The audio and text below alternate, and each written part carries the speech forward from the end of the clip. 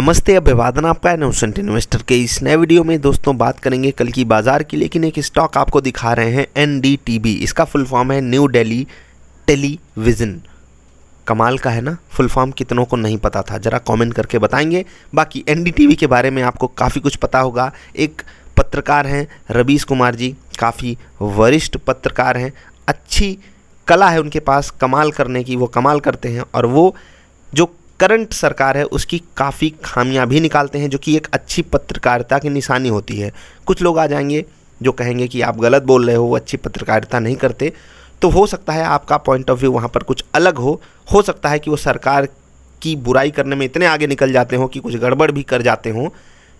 देश विरोधी गतिविधियाँ जो होती हैं वहाँ पर उनका थोड़ा सा जो टेक होता है वो मुझे लगता है कि मतलब होना चाहिए। वहाँ पर आप देश के साथ खड़े रहो। देखो, अपना अपना पॉइंट ऑफ व्यू है, लेकिन मैं उनको एक अच्छा पत्रकार मानता हूँ। उनका एजेंडा कुछ भी हो सकता है, लेकिन उसी एजेंडा को लेकर के कमाल की न्यूज़ आई है। देखिए, आप लोग कुछ बोलिएगा नहीं कि आप उनके खिलाफ हो या उनके साथ हो।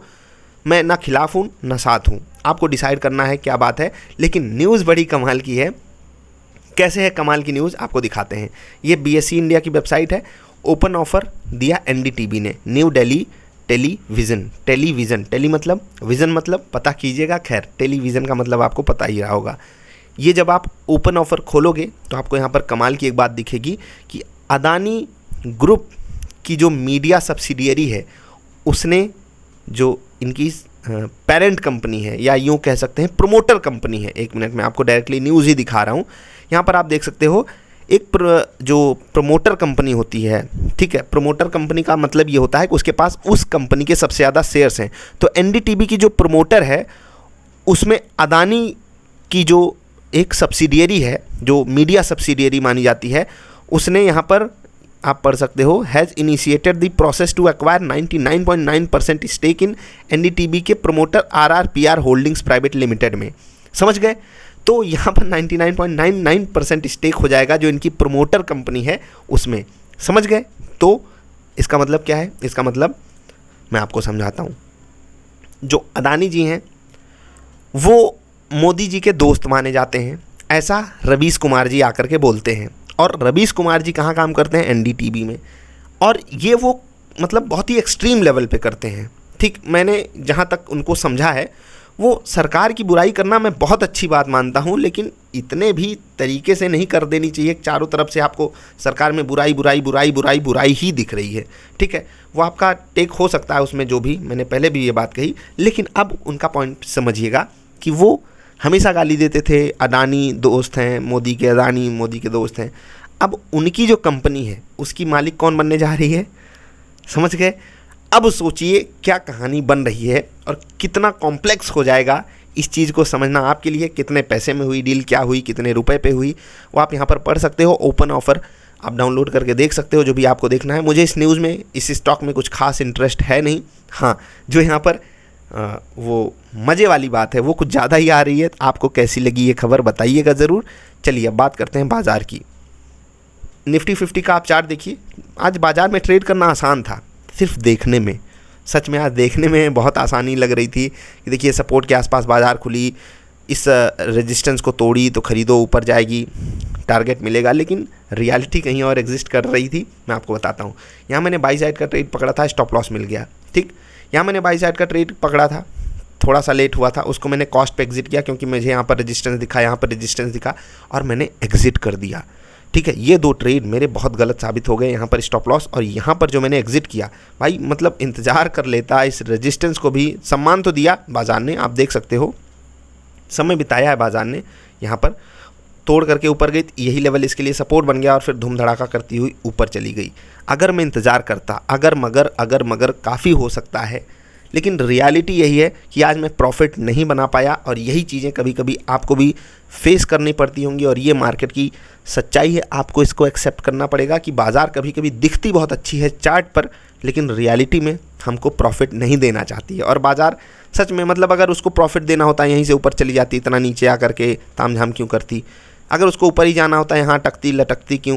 मुझे दो रेजिस्टेंस यहाँ पास दिखाई दिए, इसीलिए मैंने यहाँ पर प्रॉफिट बुक कर लिया। हाँ, एक ट्रेड मुझे काफ़ी कमाल का मिला था जो कि टारगेट में कन्वर्ट हुआ था, लेकिन नेट मुझे आज लॉस हुआ है, जबकि प्रॉफिट होना चाहिए था, ऐसा मैं पर्सनली मानता हूँ। ठीक, लेवल्स आपको बताएंगे, थोड़ा इंतज़ार कीजिए, इंतज़ार का मज़ा लीजिए। स्टॉक्स आपको बता देते हैं इंट्राडे के लिए। टीसीएस पे आप नज़र रख सकते हो, 3300 पे खड़ा है, इधर साइड बढ़िया ट्रेड मिलेगा। हाँ, विप्रो में भी, इन्फोसिस में भी, इवन पूरे आईटी स्टॉक्स में जिसमें आपका मन हो आप ट्रेड कर सकते हो। लगभग सभी में हाँ पैटर्न बढ़िया बना हुआ है। इन्फोसिस, टीसीएस, टेक महिंद्रा, ये तीनों स्टॉक्स मेरे फेवरेट हैं ट्रेड करने के लिए कल। इसके अलावा रिलायंस की बात हुई थी कि अगर आज बाज़ार को कोई संभालेगा तो रिलायंस है, और रिलायंस दादा ने काफ़ी मदद की आज बाज़ार की। वो परसेंटेज टर्म्स में आपको भले ही लगभग 0.25% ऊपर दिख रहा हो, लेकिन पॉइंट के टर्म्स में निफ्टी को इसने बहुत मदद किया है। नहीं तो आईटी स्टॉक्स आज निफ्टी को ऊपर नहीं आने देते। ठीक है, निफ्टी की क्लोजिंग काफ़ी कमाल की हुई थी, आज रिपोर्ट वाली वीडियो नहीं आ पाई, और जो वो कमाल की क्लोजिंग हुई ना, उसमें रिलायंस का योगदान काफ़ी कमाल का है। ग्रासिम ये भी बहुत बेहतरीन चला, और ये आप कल के लिए भी रख सकते हो। कल के लिए वेदांत भी आप रख सकते हो। एस्ट्रल पॉली एक स्टॉक है, काफ़ी बेहतरीन लेवल पे खड़ा है, ध्यान रखिएगा इस स्टॉक पे।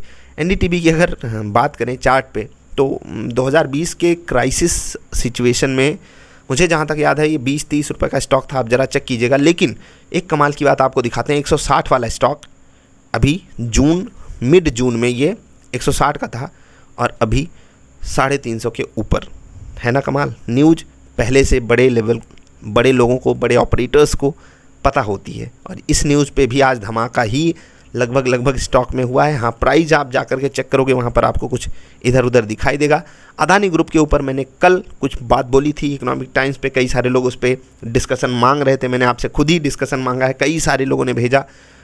मैं जैसे ही मौका मिलेगा इस वीकेंड पे सब कुछ सुनूंगा, और अपनी एनालिसिस जो है वो भी आपको देने की कोशिश करूंगा। हाँ, इकोनॉमिक टाइम्स वालों ने काफ़ी बेहतरीन रिसर्च हमारे सामने लाकर रखी है, तो आप वो भी जा कर के पढ़ सकते हो। इंट्राडे स्टॉक्स हो गए। अब देख लेते हैं FII का डेटा कहाँ कैसे हमारे सामने बन कर के आया है।